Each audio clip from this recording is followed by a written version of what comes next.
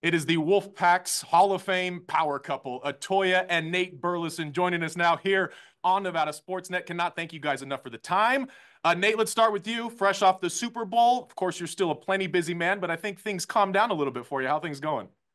Yeah, things are pretty chilled right now. We just came back from New Orleans where I was down there working, and actually so was Toya for a couple of her brands and businesses. And now I get to relax a little bit, looking forward to spring ball with Nevada. I know we're going to talk about Nate Nehemiah in a bit, but right now I'm just relaxing, which is good for me. I don't have too many opportunities to just chill. From your perspective, Atoya, I know you're plenty busy as well. Is it nice when Nate gets to the off season and you guys can do some more of the things that you guys like to do together? Yeah, it is nice. I feel like there's a this heavy weight off his shoulders and he's able to be more present and just relax and enjoy life in general instead of always having to be on. So it's very nice to have my husband back. I feel good about it. Tell us what you were doing in New Orleans, Atoya. I know you have the Ladies Playbook in which you empower women all around you. You have a podcast, Inside the Lines. What were some of your ventures during Super Bowl week? Yeah, so the Thursday before Super Bowl, we had Inside Lines podcast, which basically celebrates women in and around sports. And it kind of mimics the NFL season. So you start in September, it goes all the way through Super Bowl. We have a live show at Super Bowl. We had it at Saks for the first time this year. The other years have been either Neiman Market, Neiman Marcus or Nordstrom. Yeah. But we went with Saks this year and had a blast on Canal Street. We had some amazing women on. And it's just great for because all women get to come together and do the things that they love to do. You know, you have shopping, you have women, amplifying one another, supporting one another. Yeah. So it was great doing that. And as far as Ladies Playbook, we had our Ladies Playbook Brunch Awards. So we celebrated women in the NFL that are doing amazing things, whether it's entrepreneurship, philanthropic couples. We had sports and entertainment, most inspirational. So it was an amazing time in New Orleans. I was tired too. We both were Yeah. tired, and we could not wait to get back home and just relax. I want to ask more about Ladies Playbook, Atoya, and just maybe the mission that you've embraced in kind of riding this NFL wave and this professional wave with Nate and the duties that now you feel you have and what you're trying to pass along. Yeah, so after spending 11 years in the NFL with Nate, I realized there was like these gaps, right, for women. So for instance, when Nate gets on a team, he goes right to the field. And so I'm stuck trying to figure out a new team, a new city, where to live, what schools to put my kids in. You're finding out all of these things in real time. You need, OBGYNs, pediatricians, dentists, and you don't have them. And so upon starting Inside Lines podcast, women would say to me, "Hey, Toya, you were in Detroit. Who did you guys use for a doctor? Where did you live? What schools were you in?" So Yeah. I thought to myself, you know what? This is still not there. So I'm just going to put it together. So I invented an app called Ladies Playbook. And it provides resources and recommendations that women need when they move to a new team in a new city. Yep. B, it provides a community. So you can say, hey, I'm a toy, I'm new on the team, I have 3 kids. I love to connect with someone. So you don't feel like the new girl, quote unquote. And then thirdly, if you have a business and you're a woman in the NFL and you need other women to come support you, it gives us the opportunity to come support you, to celebrate you. And also, we can also check out other businesses that want to get to know us that we can go out Yeah. and get involved in as well. So it's kind of like that, as Nate says, it's like the Instagram meets Facebook meets Twitter all in one. Yeah. And it's a community really geared towards supporting women, providing what they need, and giving them that empowerment that they need to be their best selves. Hmm. Nate, it's got to make you so proud to see Atoya kind of have her own trail as you're making your trail through the NFL and she's able to branch off and kind of do her own thing with it. 100%. Listen, I recognized very early that I was blessed in the sense that once I started chasing my NFL dreams, Toya put everything on the shelf. We're talking about a woman who graduated with a degree, went and got her master's. She had all of these opportunities in the palm of her hand. And then in 2003, when I got drafted to the Minnesota Vikings, she decided that she was going to be my support system. So many years later, the least I can do is turn around and do that for her. So it's just beautiful to see that all of her experiences, her education, her relationships, her network has really culminated up until this point and helped her build this platform. And I'm looking forward to seeing what's going to happen over the next few years. I'm sure there are much bigger plans, and I want to get to those here in a little bit. But let's first jump in the time machine, if we could, and go back to the late 90s slash the turn of the millennium on the campus of the University of Nevada. Nate, can you tell me about the first time you and Atoya crossed paths? The first time we crossed paths. Well, one, I saw her before she saw me. You know, maybe that might be called stalking now, but back in the late 90s, the 1900s, it really wasn't. I remember going to a party right off campus, right across the street from Nye Hall, and I was with a couple of freshmen, and she was in the backyard of this party, and I just saw her from a distance, and I'm like, oh my goodness, she has to be the most beautiful woman in the world. And I was talking to my friend, this guy Marcus from Alaska, and I'm like, that's gonna be my girlfriend. And he's like, yeah, right. And I'm like, no, no, for real. Like, she's gonna be my girl. He's like, that's a senior. What are you talking about? And I'm like, no, no, no, man. You know who I am? I'm Nate Burleson from Seattle. Because at that time, we're all strangers, right? Like, we're all repping our first name in the city we're from. That's all we knew about each other. And that was a joke. But then when I saw her at the dorm because she was mentoring another track athlete, I remember seeing her, kissing her hand and introducing myself. And I was like, hey, my name is Nate. And I just wanted to make her smile. And from there, it was just a chase. I just wanted to be everywhere she was in order for her to see me. And then hopefully I can wear her down and muster up the courage to ask her out. And it worked. I mean, look where we're Look at at. y'all now. Toya, is that about how you remember it? Tell us your perspective. Yeah, kind of. It was close to that. You know, Nate loves to provide a little extra color commentating when he's Yeah, explaining. when I'm talking to the kids, our kids, I love to exaggerate. I love to say, you know, when I met her and kissed her hand, she fainted, and I was like, "Sorry, there, lady. Get on up and let me give you a hug." You know, my daughter loves it when I give it this old Western feel, as if I'm some cowboy and she's some damsel in distress. But the reality is, I saw her. I knew everything about her. She was a track star on her way to graduate, on her way to get her master's. And I was this young freshman with no hair on my face, just trying to get on the field. So she was big stuff on campus, and I was the one trying to get into a relationship with her. I think the great thing about Nate, and I think the reason I was able to even give him an opportunity, is he didn't play his first year. A lot of people don't know that. He didn't play his first year. He wasn't able to. So I really got to know Nate for Nate. And that makes a big difference. You know, that I was obviously as my senior year, I hadn't started the season quite yet. So we were able to really just like keep bumping into each other, talking to each other, spending time. And I was like, okay, he's actually a genuine human because, you know, there's always these stereotypical things that you hear. And I'm like, no, mm-mm. So it really gave me an opportunity to know who Nate Yeah, is and what. yeah, and it took some it took some time. It took some time for her to actually like take me serious. You know, I'm a Right. freshman. I'm like, But once we started dating, like we would hang out. And we wouldn't like hang out in secrecy, but she's a senior and I'm a freshman. So it wasn't like she was parading me around campus. So I would go back I'm to not a the parader in general. Let's be Okay, clear. true, that is true. But I would go back to Nye Hall and I'd see all my freshman buddies were hanging out the dorms, and I'm like, you know, I was hanging with yesterday, you know, Atoya on the track team. They're like, Atoya Shaw? I'm like, yeah, Atoya Shaw. And they're like, no, you weren't. And we would just have this back and forth. And then I see her on campus and it'd be like, it's like a movie. It's like a group of us, we're all walking. I'm like, there she is. Watch, watch. I'm gonna give her a hug. And then we're like walking and we get close together, and I'd be like, hey, what's up? And she'd hit me with that like family reunion hug, you know, with the like the 3 feet in between. Yep. And then when we walk away, my boys be like, man, you don't know her, bro. That ain't no relationship hug. So that that was like 4 or 5 months of our relationship until I was like, honey, listen, these dudes don't believe me, man. We're gonna have to go public or something. He's like, I need to see you on the field first, right? Yeah, exactly. Well, it sounds like you were scoring touchdowns and catching passes before. Go ahead, Atoya. I'm sorry. No, I said I had to be sure. It definitely took a few months, but Yeah, he definitely was he was consistent. I saw the yeah. And consistency persistent. and persistent. That's Yeah. right. Hey, it gets it done though. I'm curious, Atoya. So you get done with college, and then Nate, of course, is still jumping into the bulk of his career. Was there a decision to be made of like, do we pursue this? Do I stick Yeah. around? Do I Well, go? that's a lot of my hesitancy was because I knew I was leaving. I'd already received a scholarship at the University of Texas at Austin to get my master's.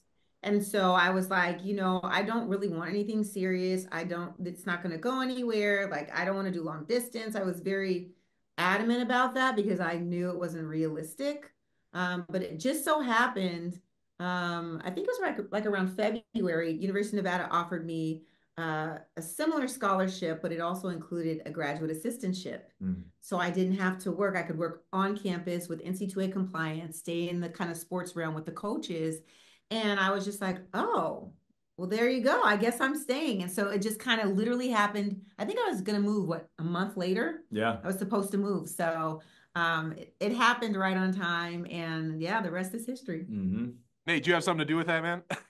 A little bit, a little bit. That's when I knew it No, was he real. hasn't even played yet. He And hadn't even played. at that point, I knew it was real. I was like, oh, snap. Like, we are official. You know what I mean? And then a couple of years later, I get drafted. And we Yeah. pack up in her Dodge Neon. I didn't They even have a don't vehicle. they don't even make Dodge We Neons packed up in anymore. her Dodge Neon, drove from Reno to Minneapolis, straight road trip style. And that's when we started our lives together. Yeah.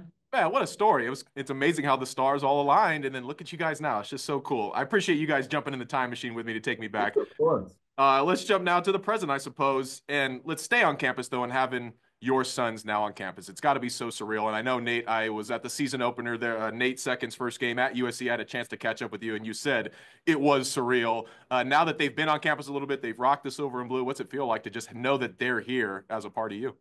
It's pretty awesome, and it still is surreal. I would be proud of them pursuing their dreams at any university, let alone University of Nevada. And both of my boys, Nate and Nehemiah, I guess I'll call them young men now, when they were on their recruiting trips, like halfway through, they were like, "This is it." And even me as a father who went there, I was like, "Look, relax. We still have more schools to see. There's more opportunities for you." Nate had an opportunity to go play basketball and not play wide receiver in college. And he's like, "No, no, no, I'm locked in."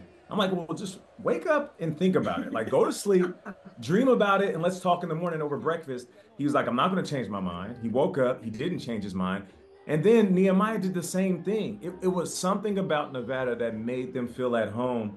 And the more that I see them chasing after their dreams in the silver and blue, it reminds me that there are legacy programs. And, the more that we pour into the school, they pour into our family. And it's just this cycle that keeps on giving to one another. And we're blessed. We're blessed beyond measure to see them.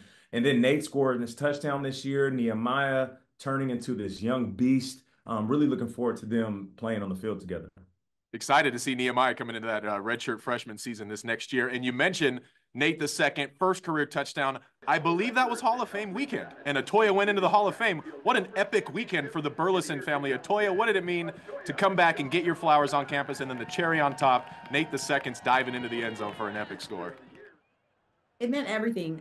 To receive my flowers and be in the Hall of Fame is one thing, but to see my son score, that alone would have been enough, right? So, and not only that, but all of our family was there. It just so happened, like some of our family hadn't seen him play in college, so this was their first game coming back to this Hall of Fame game. So, for that to all happen in front of our family, I was very emotional, and it was very full circle for me. It was a moment that I'll always remember for the rest of my life.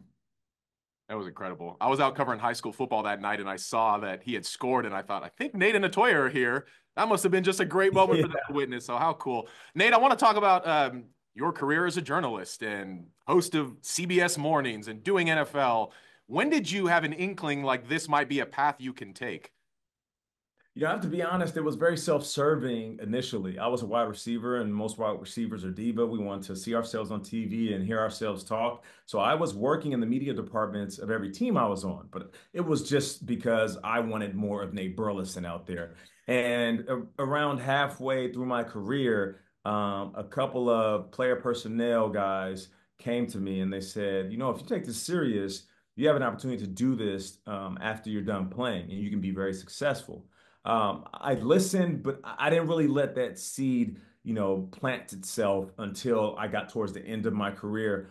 And then towards the end of my career, I went out for the broadcast boot camp. And once I did that boot camp for 3 days, a couple of things I walked away with. One, I was a standout. So on the outside looking in, everybody was patting me on the back. I was rubbing elbows with some decision makers and media. But at the same time, I felt like I didn't know enough about being on TV. I didn't know enough about the art and the craft and the integrity of journalism, because it was mostly about just putting on a smile, being charming, and saying cliches. And I just knew that wasn't enough.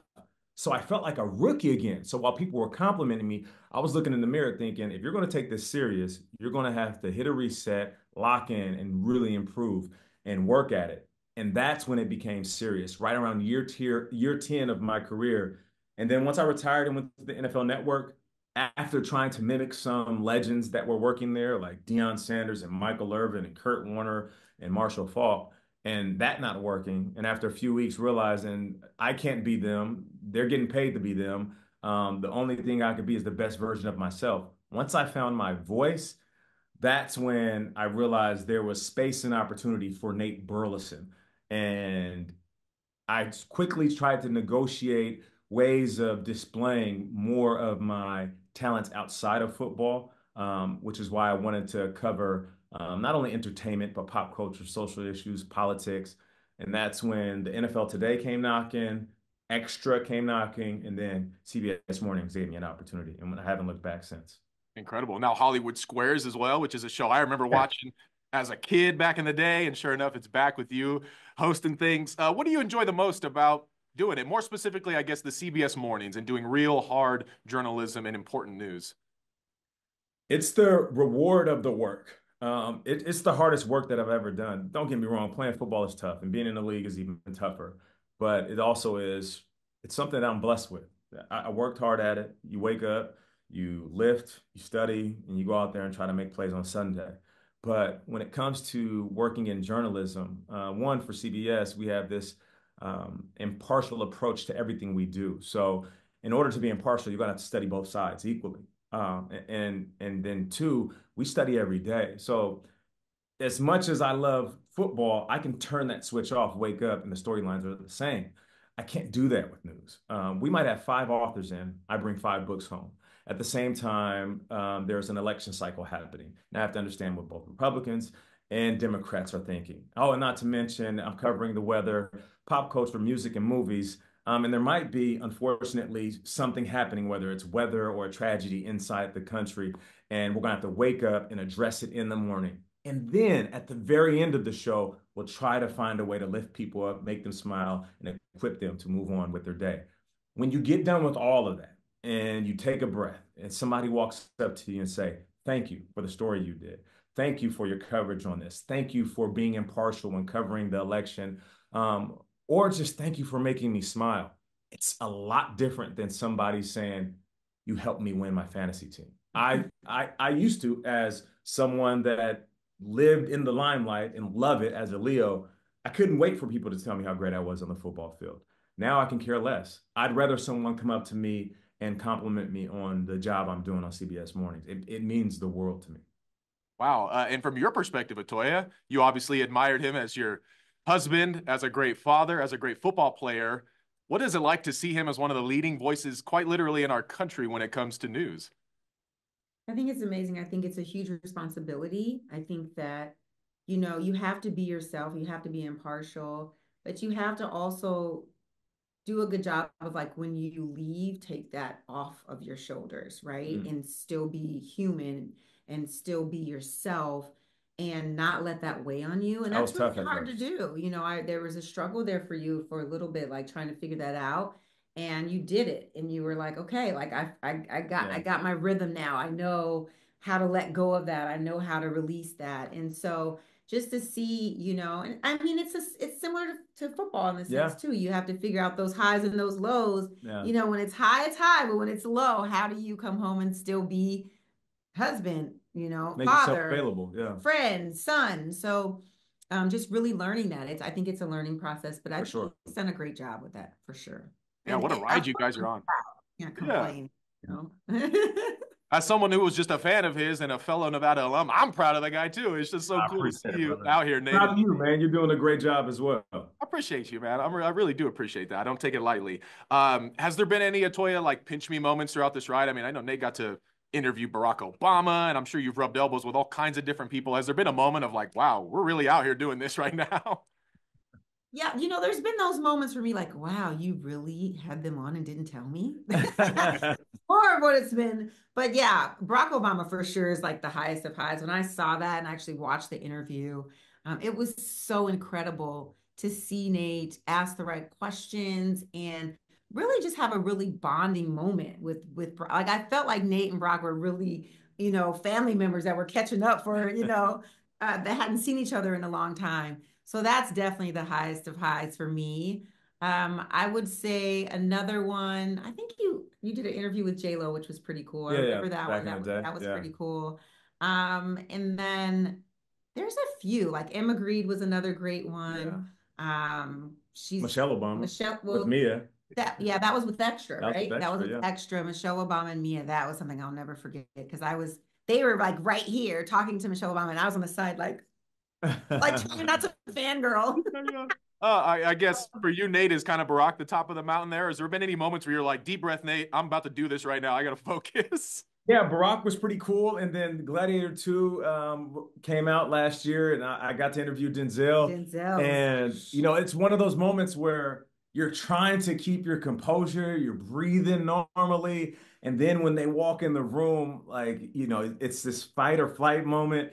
But that has happened with a few celebrities and, just influential figures. The thing about me that I never lose is I'm so blessed to be in this position that I still am a fan. I'm never too cool for school. yeah. And I'll always say that. Like, I'll get it out of the way. Before the camera start, I'll lean in. I'll be like, hey, Denzel, I'm the biggest fan in the world. Let me just say that right now. All your movies. And I'm like, all right, let's lock in. Here we go. 3, 2, and 1. Yeah. So that's also a part of it that makes it special. Mm-hmm. And it kind of takes the pressure out of the moment when they realize, I'm just the guy enjoying my job as well. Yeah, you don't want it to be transactional. That's something I kind of pride myself on too. It's like we're just humans here. It's not just a and B conversation. So that's really cool to hear. You mentioned your daughter, Mia Pearl, right? I mean, we've talked about the boys a little bit. Tell us really quick about Mia and what's coming down the pipe with her. Well, Mia has been working with me on Slime Time as a correspondent. Mia's got facts. Yep. So it's a family business. She's also one hell of a volleyball player. We were just in Massachusetts, and she is just dominant out there on the court. It's funny, like over the last year, we have really seen her grow into this like fierce athlete. And initially, Mia came into this world shaking up this household. Toya is a self-proclaimed tomboy, was all the way back growing up. The boys are all boys and all ball. We competed all time. Yeah, and then Mia came in and it was like rainbows, tutus and cupcakes and purple and pink. And her whole room is just this little princess's, layer. And then like over the last couple of years, she started to fall in love with sports. So we tried tennis and we tried basketball and then volleyball. She just out of the blue, she's like, I'm going to try volleyball. And this past weekend, she's getting set up and spiking and like, yeah. And it's like, whoa. Who is this? Yeah. Who is this little girl? So she's 14 now, turning into a little woman. She's a freshman. So she has an opportunity to pursue both her interest in media and TV because she's a creative like me. She is a young, like female version of me. Like she does not. She writes and she loves music. Yes. She's a creative by heart. She loves the camera. But she's an athlete like her mom.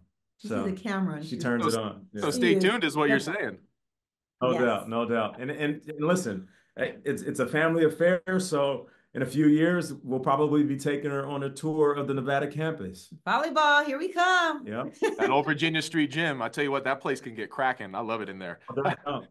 As I told you guys, we are putting the spotlight on Black History Month here at Nevada Sportsnet, and you guys are, I mentioned a Wolfpack power couple. You guys are an African-American power couple. Atoya, I guess, I know last year you guys got to trace back some of your roots at Black Wall Street and the Tulsa Massacre. I can imagine that was very eye-opening for you. I guess just how much are you embracing that identity nowadays, considering the platform you guys have and maybe trying to lead others? Yeah, going back there and really seeing where my great-grandparents were, it was eye-opening for me. Well, for number one, it helped me to realize where I got my entrepreneurial spirit from, and where that came from. So that was really impactful. but just to think about everything that they had done in a time where it was almost impossible. There's a part where you're angry and you're mad and you're just like, why are people this way? But then there's the other part where it's like empowering, like if they can do that then, Yeah. there's nothing I can't do now. Right. And so I wear that with pride, and I don't want to disappoint them. That's very, very important to me.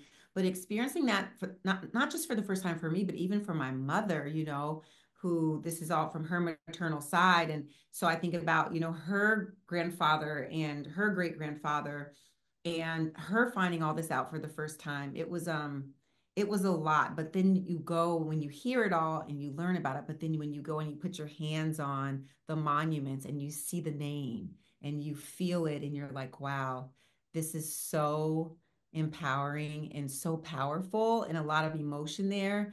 And I think Nate knew that too when he as I went through it all. I was just Yeah. like, I just can't believe this all happened during this time, and their names are up here to solidify that it really did happen. And they really did exist. It was like, this is Their memory unbelievable, but and their legacy lasts. now I can share this with my kids, with Yeah. my grandkids one day, and just continue sharing where we've come from, and just show how far we've come as well. Yeah.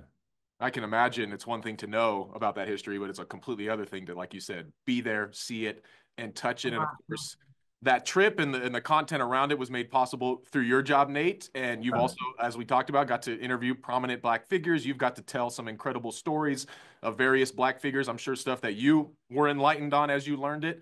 Just how eye-opening has all that been for you, especially when every February hits? Yeah, this February we were able to sit down with one of the Greensboro Four, a young 17-year-old man at the time, 65 years ago, sat in at a restaurant that wasn't integrated. And he's 82 years old, and he was able to revisit those moments at the museum that still holds those chairs up. Mm-hmm. And it's my contribution to Black History Month on CBS Mornings. I wanted to make sure every February that I contribute something to the show that honors Black history. This is a month where I get to take a breath because the season ends, and then we ended up taking a vacation, which we typically do in February. So I wanted to make sure before we left to go on vacation that my contribution on the show was seen. And I'm thankful that CBS Mornings gives me the runway to one, pitch these stories, seek out these stories, and then go execute these stories. But yeah, it's important in a month like this to one, acknowledge those that have come before us, because we stand on the shoulders of giants. For any person of color to this day and age be successful and not acknowledge those that have come before him or her is absolutely ridiculous. Mm-hmm. And two, there is an effort to erase some of the history and the contributions of Black people in this country. There's an effort to erase Black History Month. So while we have breath in our lungs, we want to be able to speak loudly from the mountaintop about what has been done before us, what we are doing now, and what we will be doing in the future. Already so many contributions from you two, and again, more to come. I appreciate you guys for expanding on some of that for me. And I think this year's 22 years of marriage, if I'm not mistaken. Yeah. You're right. 22. 20? Yeah. Is it 20? I'm sorry. Wait, it's gonna be 21 in March. 21 in March. 20 last March. Okay. Mm-hmm. All right. Okay, we're into 2 decades now. Pardon me. I thought I saw something that said Doesn't matter. After Yeah. 20 years, you stop counting. Yeah. For any couples that are watching, can you give us the nutshell secret to success for you two?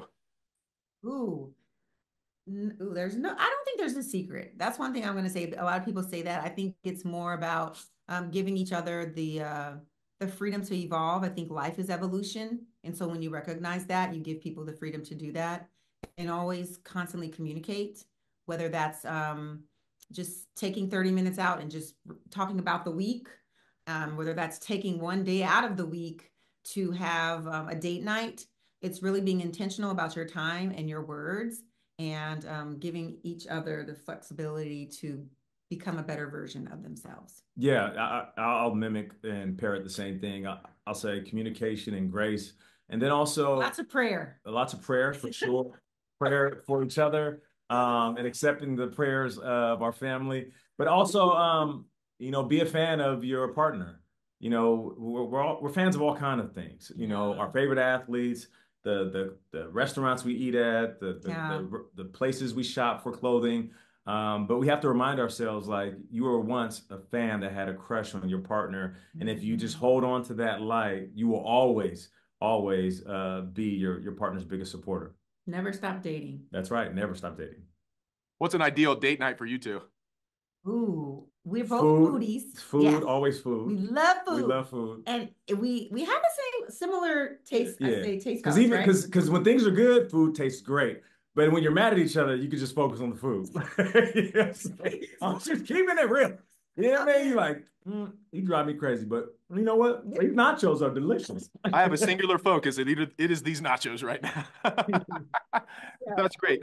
Food in a good movie, and even just talking, just hanging out. You're hanging out. That's great. Well, Atoya, you mentioned being intentional with your words, and something I've seen on a lot of your social medias and whatnot is elevate while staying grounded. Can you just tell me about how you guys embody that?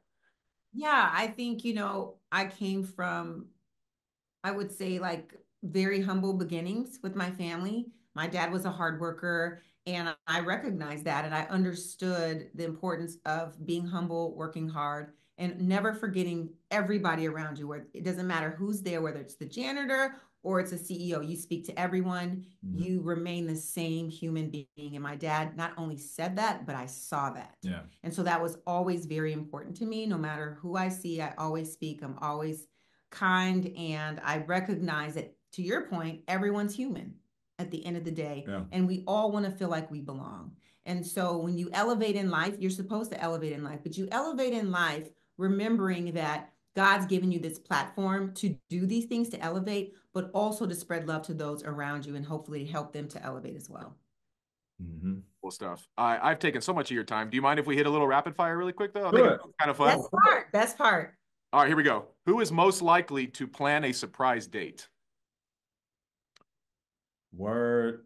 A surprise date? Yeah, that's me. I don't know. That's a close one. I'm planner Barbie. Yeah, you're a party planner, but surprise date though. Okay, this is rapid. This is rapid. Yeah, but okay, maybe you guys each have a little bit on that one. We can go with that. Who's most likely to sleep in? Yeah, for sure, 100%. Who has the highest screen time on their phone? Maybe. Yeah, she be on her phone. Always working. Always working. Who is the most organized? Always working. We have some consensus here. I love it. Who's more likely to fall asleep watching a movie? Yeah, definitely. I'm an early bird. Who's more likely to cry during a sappy movie or a sappy moment? Ooh. It was her, but I've become more emotional in my older age. Once you have a daughter, I'm sure that changes things too, yeah.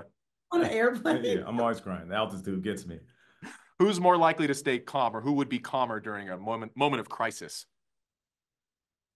All right. You're the pillar that everyone leans on, right, Nate? Who takes longer getting ready? Who is louder during your son's or daughter's events? Yeah. I am that mom. You can project, I bet, yeah. Absolutely. Going back to the date, who would pick where to eat? Yeah, I like trying new places. Yeah. I'll research a bunch of restaurants. For sure. I'll give him that one. For sure. You guys got a lot of options out there, I know. Who would you say is the cooler parent? Ooh. I think that's a tie. Yeah. Hey, we're both. Hey, we pull up to the games. We be flying. They're going to Burleson. Everything is an event. Hey, show up and show out. Flashes. All right, last one.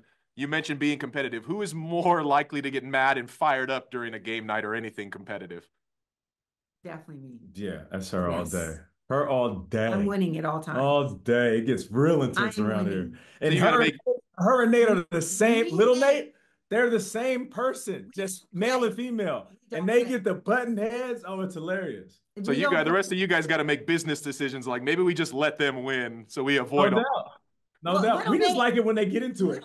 Usually always wins. I'm gonna be honest. Yeah, I'm like, that's your twin. She get mad. I'm like, that's your twin. That's your twin. We could play like Pictionary. We could play cornhole. Her and Nate are always gonna get into it. Nate always wins. He drives me crazy. I'm like, oh my gosh, what is this? He gonna let you hear it too. And he does not. He rubs it in like he's gonna let you know.